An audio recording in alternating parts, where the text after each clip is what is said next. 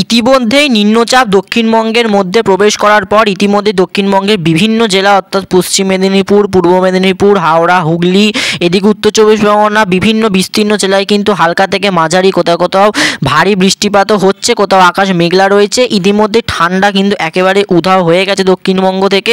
তো আপাতত কবে আগামী দিনে কোথায় বৃষ্টি হতে পারে এবং কেমন কি দক্ষিণবঙ্গে ঠান্ডার প্রভাব থাকবে আগামী 3-4 সপ্তাহ সম্পূর্ণ জানাবো। তো আইএমডি রিপোর্টে দেখতে পাচ্ছেন আজকে ডে 1 21 তারিখে কিন্তু কলকাতা, হাওড়া, হুগলি যে কটা ডিস্ট্রিক্ট, দক্ষিণ চব্বিশ পরগনা, এদিকে নর্থ চব্বিশ পরগনা, পূর্ব মেদিনীপুর, পশ্চিম মেদিনীপুর সব জায়গায় কিন্তু লাইট রেন অর্থাৎ হালকা বৃষ্টিপাত হওয়ার সম্ভাবনা রয়েছে। কাল থেকে কিন্তু ড্রাই ওয়েদার অর্থাৎ কিন্তু মেঘাচ্ছন্ন আকাশ না থাকলেও কিন্তু একটা রোদ একটা উঠতে পারে, একটা সম্ভাবনা দেখা দিচ্ছে। আর যদি বলা হয় যে কেমন কি বৃষ্টিপাত হবে আজকে, যদি বলা হয় স্যাটারডে 21 তারিখের আপডেট, তো দেখতে পাচ্ছেন লাইট টু মডারেটেড রেন অর্থাৎ ভারী বৃষ্টিপাত না হলেও হালকা থেকে মাঝারি বৃষ্টিপাত হওয়ার সম্ভাবনা আন্দামান নিকোবর আইল্যান্ডে, এবং মডারেটেড রেন অর্থাৎ স্নো লাইক রেন হচ্ছে আমাদের হাওড়া, হুগলি, পশ্চিম মেদিনীপুর, ইস্ট মেদিনীপুর, নর্থ চব্বিশ পরগনা, গাঙ্গেটিক, ওয়েস্ট বেঙ্গল সমস্ত জায়গাতে হওয়ার সম্ভাবনা রয়েছে। ওড়িশাতে কিন্তু একটু বেশি বৃষ্টিপাত হতে পারে, কারণ নিম্নচাপটা মেঘটা যেটা ঢুকছে সেটা ওড়িশাতে গিয়ে জমা হয়, এটা বৃষ্টিপাত ঘটাচ্ছে। হাওড়া, হুগলি, ঝাড়গ্রাম সমস্ত জায়গাতে কিন্তু বৃষ্টিপাত আজকে চলবে হালকা থেকে মাঝারিভাবে। এবার বর্তমানে যদি বলে নিম্নচাপটার অবস্থান, সেটা দেখতে পাচ্ছেন একদম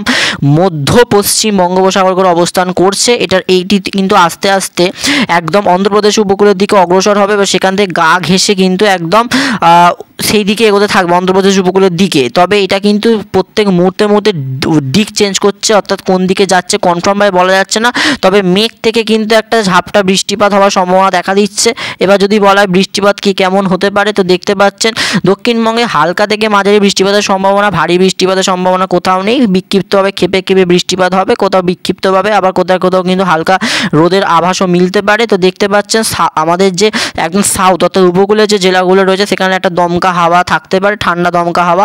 তো এই বৃষ্টি কিন্তু মোটামুটি বিক্ষিপ্তভাবে 24 তারিখ পর্যন্ত চলবে। 25 তারিখ থেকে আকাশ মোটামুটি পরিষ্কারই থাকবে। আর যদি বলা এদিকে দক্ষিণে অন্ধ্রপ্রদেশ, তামিলনাড়ু উপকূলের দিকে কিন্তু বৃষ্টিপাত বেশ ভালোই লক্ষ্য করা যাবে, বিক্ষিপ্তভাবে হালকা থেকে মাঝারি, কোথাও সেরকম ভারী বৃষ্টিপাতের একটা সম্ভাবনা নেই, যেটা আমাদের আগে যখন ঘূর্ণিঝড় নিম্নচাপগুলো গেছে গত, সেখানে কিন্তু একটা বৃষ্টিপাত হয়েছে, সেখানে সেরকম সম্ভাবনা নেই। আর 25 তারিখ করে একটা উড়িষ্যার কাছাকাছি বৃষ্টিপাত হওয়ার সম্ভাবনা থাকছে। তবে পশ্চিমবঙ্গে এবারে বড়দিনে খুব একটা বড় চমক নেই যে বৃষ্টিপাত হবে। তো দেখতে পাচ্ছেন মেঘাচ্ছন্নতার দিক থেকে বর্তমানে দেখছেন যে আকাশ প্রায় মেঘলাই রয়েছে, মেঘাচ্ছন্ন আকাশ, বৃষ্টিপাত এমনিতেই ইতিমধ্যে চলছে বিভিন্ন জায়গায়। তো আপাতত কিন্তু মৎস্যজীবীদের একটা সতর্কতা জারি করা রয়েছে আইএমডির তরফ থেকে, যে কোনো রকমভাবে কিন্তু মৎস্যজীবীতে এখন বঙ্গোপসাগর যাওয়ার কোনো রকম অনুমতি নেই। তবে বিক্ষিপ্তভাবে মেঘ জমে বৃষ্টিপাত হচ্ছে, তেমনভাবে কিন্তু নিম্নচাপের প্রভাবে পরোক্ষ প্রভাবে কিন্তু বৃষ্টিপাত এখনও লক্ষ্য করা যাচ্ছে না।